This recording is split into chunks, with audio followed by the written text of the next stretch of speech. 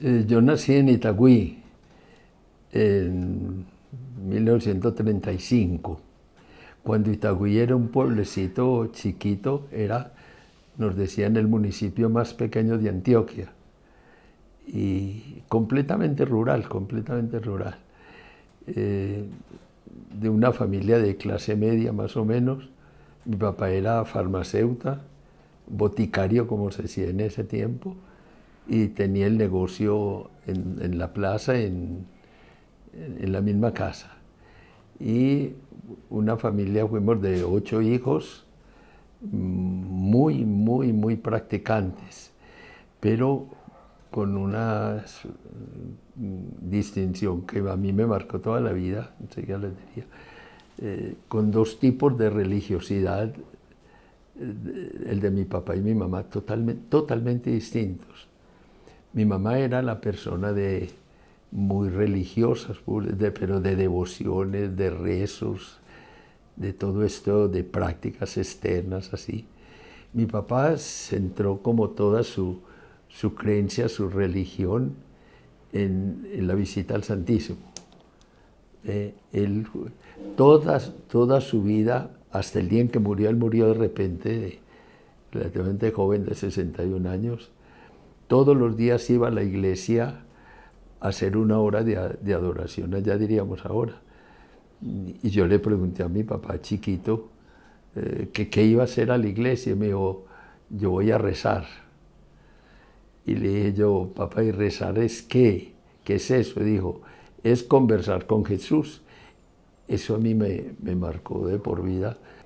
Y cuando yo llego al seminario, resulta que encuentro lo que me gustaba desde chiquito, que era rezar, pero en ese sentido mi papá, jugar y estudiar. Y encuentro que el seminario me daba eso, diríamos, como en abundancia. Entonces yo centré toda mi vida en el seminario. Yo empecé seminario menor, que era el bachillerato. Yo con la idea de que yo estoy allá no para ser cura. Yo estoy allá es para jugar, estudiar y rezar. Pues pasé muy bien. Cuando terminé bachillerato, ya sí me planteó la cuestión de sacerdote. Y yo dije, ¿para dónde voy si a mí no me gusta esto? Pero empecé la filosofía y me entusiasmó. Por ahora dejemos esto así. Cuando terminé la filosofía ya entraba a la teología, en que le hacían a uno a los 2 meses una coronita aquí, y ya tenía que salir de sotana, ya era un cura chiquito, y me entró esa así una crisis bien fuerte, porque dije yo, es que a mí no me gusta esto, ¿para dónde me va a meter? Pero cómo me salía con esa idea horrible que había de vocación. Dios te escogió a vos desde toda la eternidad, y hay del que le diga que no. Entonces yo decía, ¿cómo me va a salir? Si aquí ocupé siempre el primer lugar en el seminario. Y entonces yo le pedí al Señor que me echaran, porque a mí no me gustaba eso. Cuando de pronto así, de una manera muy misteriosa, yo descubrí que ser sacerdote no era decir misa, ni hacer unas prácticas religiosas, sino relacionarse con la persona de Jesús y dedicarle toda su vida a la persona de Jesús y a la obra de Jesús, a lo que ha hecho Jesús. Y eso sí me entusiasmó. Yo dije, esto sí me gusta. Pero de Jesús se hablaba muy poquito, entonces yo fui a buscar a Jesús en el Evangelio, a leer el Evangelio, y ahí descubro de inmediato, así porque no sé, eso fue en el 55, que yo empecé la teología. Descubrí que Jesús es inseparable del pobre. Nació pobre, vivió pobre, su familia fueron pobres, murió pobre, resucitó pobre. Y yo no puedo vivir el sacerdocio sino unido a los pobres. En ese tiempo estaba en Roma la espiritualidad en boga, un librito que escribió un sacerdote francés que fundó una comunidad con el espíritu de él, que llama En el corazón de las masas el libro. Y yo, yo quiero vivir así, con Jesús como pobre y al lado de los pobres. Y él no miró a los pobres como el que carece, sino como el hermano. Entonces ya a mí se me abrió un poquito el ojo, la cabeza, dije yo. Es decir, él miró al pobre como una manera de ser persona. Ahí me abrió la luz. Bueno, me mandaron yo pensaba hacer el doctorado en Bélgica, ahí en Roma, en la Gregoriana, y me mandaron a Bélgica, a Lovaina, a la Universidad de Lovaina. Yo llegué allá, tenía 25 años, me había ordenado en mayo. Entonces me mandaron a hacer el doctorado allá. Yo pensé que era a un pensionado, a otro seminario. ¿Ve? Cuando yo llegué un viernes por la noche y el sábado me di cuenta que era a un pensionado y que los estudios los iba a hacer en la universidad, una universidad civil, ¿ve? En una facultad civil, y yo llegué allá a otro mundo totalmente distinto. Pero yo digo, yo me acosté en un mundo y amanecí en otro. Llego yo a la universidad, son cosas que hoy no entiende nadie, y eso pues tal vez es lo grave. ¿Eh?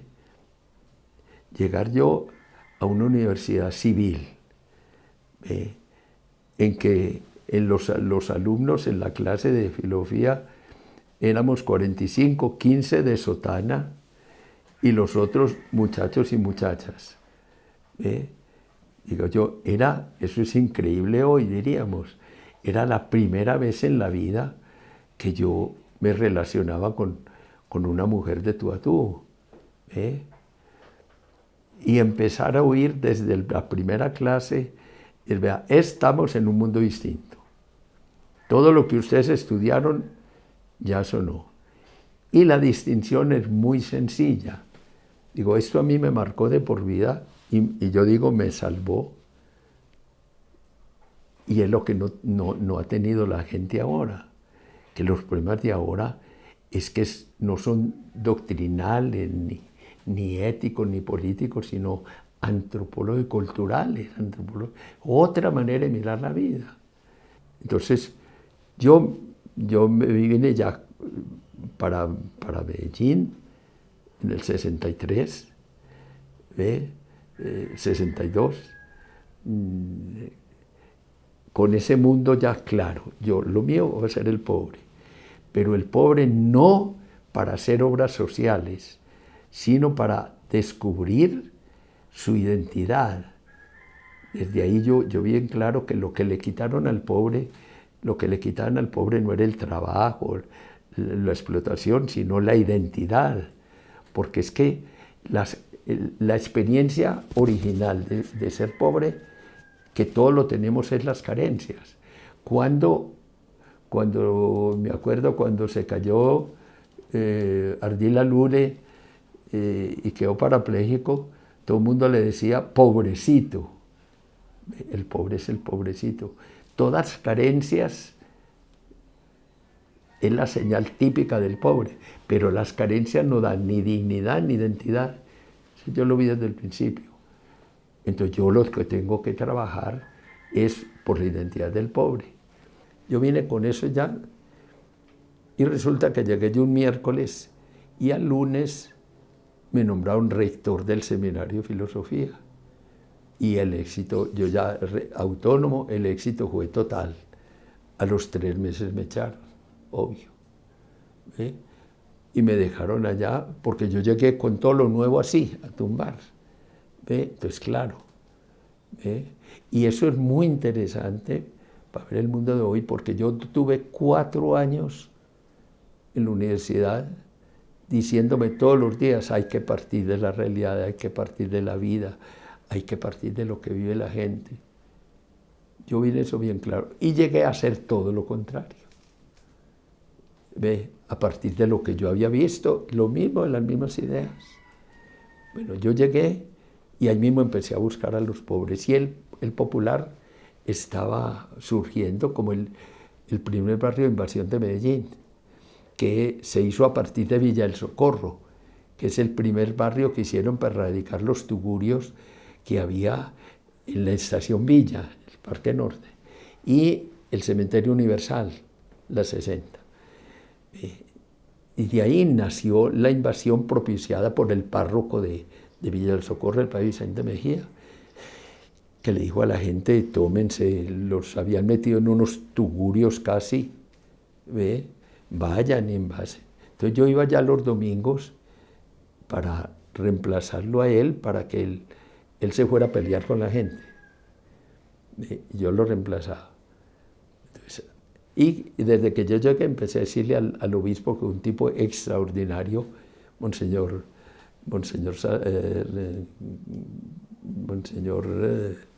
Botero Salazar, que era muy por los pobres.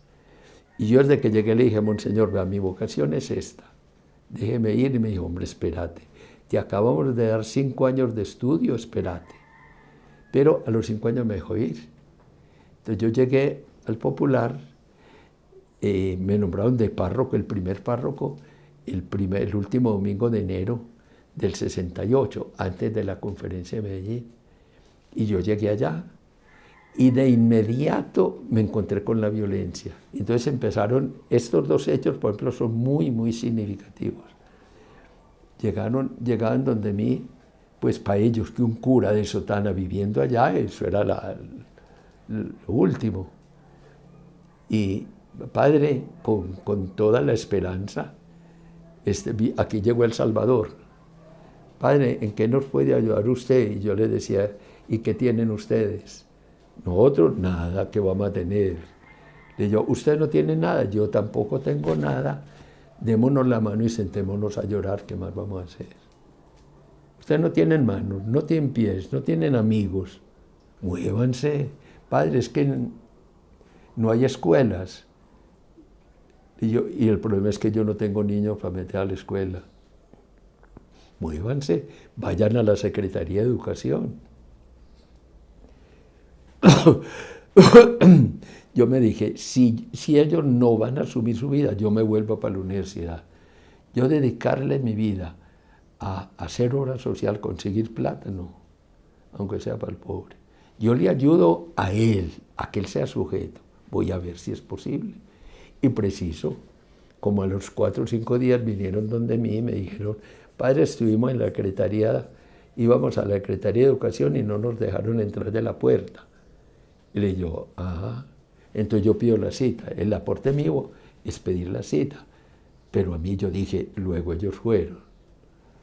Y preciso, fueron allá y vinieron donde mí y me dijeron, pues venían, padre, no nos dejaron entrar. Y entonces yo pido la cita, fui con ellos y el secretario de Educación me pasó después siempre.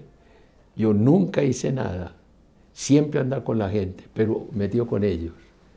Llegaban, me saludaban a mí, a la gente ni le paraban bolas.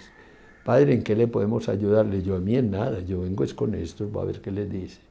Miren, esa opción de que yo llegue al barrio, de centrarme todo en la persona, el pobre, en la dimensión educativa, no en la dimensión política, sino en la dimensión educativa, porque el problema del pobre es eso, que descubra su identidad, pero esa dimensión educativa tiene una dimensión política.